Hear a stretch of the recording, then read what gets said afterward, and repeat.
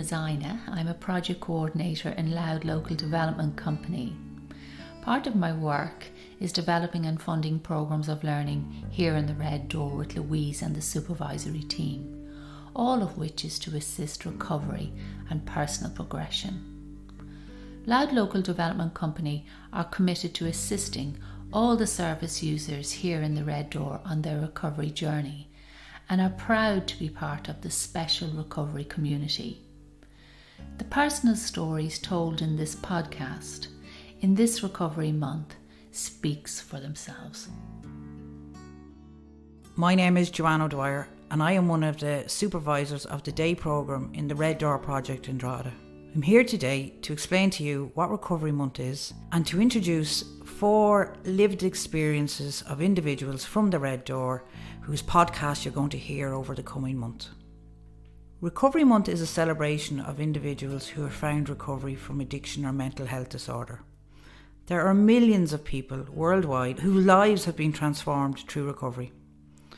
Since these successes often go unnoticed, Recovery Month, which is every September, provides an opportunity for everyone to celebrate these accomplishments, to increase awareness and to further a greater understanding of mental and addiction disorders.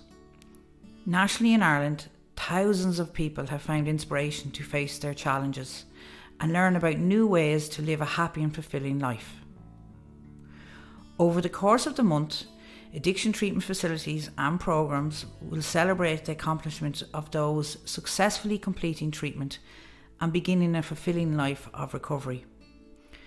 Recovery programmes all over the country will raise awareness about addiction treatment and share the positive stories of transformed lives. As a result, the general public will have a greater understanding of the importance of getting help for substance use disorders and addiction.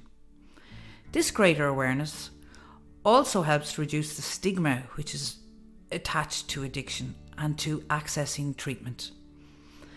As a result, more people find the courage to seek treatment for themselves or loved ones. We at the Red Door want to champion and celebrate the successes of those individuals who have found recovery and a better quality of life through our service. Over the month of September, you will hear 4 stories of the lived experience of individuals who have successfully found recovery through the Red Door Day programme. We really hope you enjoy listening to the stories. However, if anything you hear resonates with you and you want to reach out for help, then please get in touch. You will find our details online and we are on the Dublin Road in Drogheda. Please realise that you are not alone.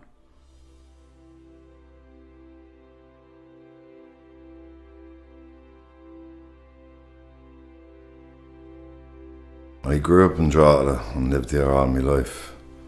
There was 5 children in my family. One died when he was a baby, which left 4 in the family home with my parents. My mum was a stay-at-home mother. My father worked but was an alcoholic. He stopped working after the baby died, so it was in the family, which made his drinking even more chaotic. There was a lot of domestic violence in my family, after my brother died. My brother passed. My father used to blame my mother for an awful lot of what happened there with my brother. She was staying at home minding him at the time. When the domestic violence had happened, the neighbours would ring the guards. When the guards come up to the house, they'd probably have to send my mother to the hospital, which would leave the guards having to bring me and my sister and my baby brother to a family member's house. During the time at the family member's house, I suffered sexual abuse by a family member that was in the house. Around that time I started self-harming. After that I started drinking for the first time. I started drinking alcohol to escape what was really happening with self-harming. And I started drinking alcohol at the age of 10. When I was 11, my father committed suicide because his own addiction was so much and the violence and all that, and my mother kept leaving. He ended up committing suicide when I was 11. And that's when I started smoking hash at that time with a group of friends. It quickly escalated from smoking hash to taking ease and speed. the sexual abuse of that kind of stopped, because at that age I was just living at home with my mother after my father passed, and just out in the street. The drug taking just went out of control for a lot of years through my youth. I can't really even remember half the stuff that happened. When I was 21, I met my partner that I'm actually with now, and we're over 21 years. So I am. But when I met her, the two of us were in the height of addiction together. We were on and we weren't living with each other, but we were on and off for about 10 years just taking drugs and that. We moved out together after 10 years living or being with each other. We moved out on our own. We planned a baby into a life of chaos, to be honest. At that time, it was the happiest time in my life when my daughter was born. Shortly after she was born, 3 more kids just followed very quickly, while the two of us were still in the height of addiction. I started a day program before the 3 kids started, but I ended up getting caught drug dealing, which I kind of I had to leave the day program I was on because of the drug dealing. At this point, life was really chaotic, because when I lost the day program, I was taking more drugs. The drug dealing was basically only to feed my own habit at the start, but not gonna lie, the money was nice as well. But when I lost the day program, life was just so unmanageable. I couldn't focus on anything. The kids were basically looking after themselves. They were all only babies. I ended up coming back to the day program that put me off over the drug dealing, and I asked them for help to try to get me 4 kids took out of the family home and put somewhere safe. So when I came to the day program, they contacted Tusla with me there, and I met a woman at a Tusla, and they went up actually and removed the kids out of the family home with the guards' help. That was the last day I actually took drugs, which was when the kids was took. It was March 2018. From this point, the self-harming and all that was really getting out of control. I didn't want to live. I wanted to stop using drugs, but just couldn't. I wasn't able to stop. My mental health went completely very bad. I tried a few suicide attempts. Ended up being sectioned into Crosslane's mental health service. I sectioned in there. I was in there for 9 weeks. During this time, I was able to get 9 weeks off drugs and ring around treatment centres with the help of the Red Door and Drogheda. They got me into Coolmine first. Went into Coolmine in August 2018. Stayed there for the 5.5 months. When I left Coolmine, I went back home to my partner, which she was still using drugs and all that. Tried living with her for a little while, but I knew I was end up going back on drugs, so I went back to the Red Door and Drogheda, and they helped me ring around and get me into another treatment centre, which was St Francis Farm, Merchants Key owned that, down in Tullow and Carlow. Went in there and stayed there for 3.5 months. When I came out, I was constantly communicating with my partner, seeing how she was doing.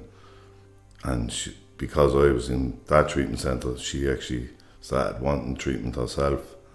So when I left St Francis Farm, I came back to my partner, and she was actually rock bottom. So brought her down to the Red Door and Drogheda, and she started doing urines to get into St Francis Farm straight away. They fast tracked her through because I only left the farm and I was in a high risk relationship that possibly I could relapse being with her. So they brought her into the farm near enough straight away. They fast tracked her in. With my partner going into St Francis Farm, life became an awful lot more manageable. I started, while my partner was in the farm, I started coming back to the Red Door more regularly. They offered me a position to come back onto my day programme, which I had to leave in the past over what I got caught up in through my addiction. So when I got back onto the day programme, I started working on my education. They put me forward for my level 5 in addiction studies, after I completed my addiction studies level 5. And at this stage I had about 2.5 years drug clean, 2.5 years clean time. They offered me a place as a support worker when I completed my level 5 on the day programme, supporting other people that was in my position. During this time, while I was a support worker at this stage, I started working on a recovery coaching degree. I ended up completing that, and I done CRA training as well. I also trained in Smart Recovery. I'm now a facilitator on the Smart Recovery programme. At this point I started working with social workers on my children's case to try to get a reunification plan put in place for me family to come, for my kids to come back to me and my partner. At this point my partner has completed her residential treatment and she is now substance free herself, something which I never ever thought would be possible. But getting our children back has been our main motivation, and we continue to work on this.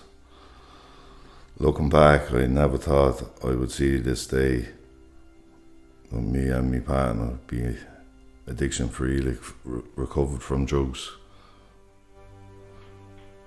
As we were in addiction all our life since we first met each other. Also looking back on my life, 20 plus years in addiction and self-harming, it has been the complete opposite to life today. I have a stable home, a good relationship with my partner. I work full-time in addiction services and get a great sense of achievement from helping others that are in similar positions to mine. Basically, when you start dealing with your life properly, stop trying to blame people all the time. Like, try to work on yourself. Like, when you work on yourself and when you put down the drugs, life does get better. I was an addict because I love drugs. Do you know what I mean? I love drugs. They took me away from that. But when shit hit the fan, like, I was well able to give it all up. Do you know what I'm saying? And the life I have now is a million times better than what I had during all of that madness. Like, I never knew my partner. Like, me and her, literally, she's only 2 years clean now, and we're only getting to know each other now. Like, we never knew each other. Like, it's now, the last 2 years, the things we're doing in the last 2 years, it's just amazing. It's really, like, it's meeting the girl from the very first time, and like, the two of us are old now. Like, I'm 40, she's 36, like, and it's just building a relationship now. We never had that. We never had what we had. Like, we go and do full shopping. Like, there's only two of us at home. We got Dunso's every Wednesday and we spend €200 on shopping, which we never done when we had our kids living with us. Like, it's just stupid. And going cinema and dates. It's crazy. But we never had any of that. In the past, it was just drugs and going to a pub, getting off your banger, going home or whatever. It's not easy, and recovery's not easy either. People say recovery's amazing and all that, right? Recovery is amazing, but it's not always amazing. The rewards that come out of it is amazing, but you do struggle a lot. Like, it's a lot, because when you're using drugs, you're constantly manic. So when you're in recovery, you kind of have to sit with yourself, which is very hard to actually sit with yourself. I think it's very, very hard to sit there and ride through uncomfortable feelings, like, or trouble, or like having to deal with your problems. Do you know what I'm saying? Which, you always had a best friend. Like, mine was cannabis or a bag of coke. They were my best friends. They took me away from all my problems. Do you know, or a few tablets took me away from my problems. Now, yeah, you actually have to deal with your problems now. So I actually love working as a support worker. I find it very challenging because I'm working as a support worker in my own town, where a lot of people knew me from addiction. So it does be challenging. People coming in and try to think that I'm still the same old Peter, and they can say things in front of me or whatever, but they get challenged straight away, and I pull them up straight away, it was hard at the start pulling them up, but it gets easier, and like, you have to set boundaries with the people. But yeah, I love actually being a support worker and trying to, because I'm from this town, a lot of people come to me because they know how bad my addiction was, which they're inspired by and they want a piece of it as well. So trying to help some people that are in the same place as me, that I actually know it's very rewarding what you get out of it.